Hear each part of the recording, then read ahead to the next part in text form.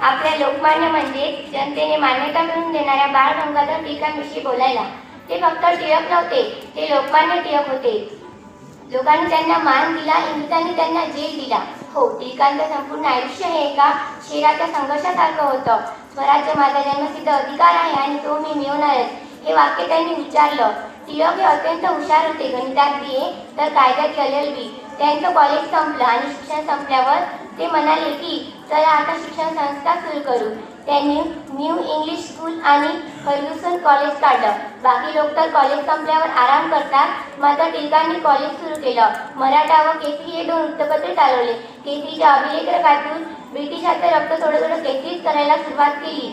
लोक वाचायचे की अरे देवा, आज काय पडून टाकले या टिळकांनी, तर ब्रिटिश म्हणायचे हे वाचू नका नाहीतर लोक पेटतील. टिळकांनी शिवजयंती व गणेशोत्सव चालवले.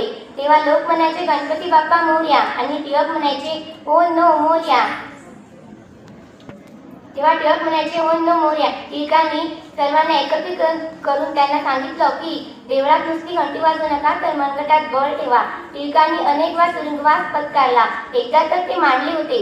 ते म्हणाले की मी तुरुंगात आहे पण माझं स्वप्न बाहेर फिरतंय स्वराज्याचं. तेव्हा ब्रिटिश म्हणाले ही इज डेंजरस. तेव्हा टिळक म्हणाले मी शिक्षित आहे, मी विचारधन आहे, तेच धोकादायक आहे. लोकमान्य टिळक हे स्वातंत्र्याच्या आंदोलनातील पहिले खरे अग्रदूत होते.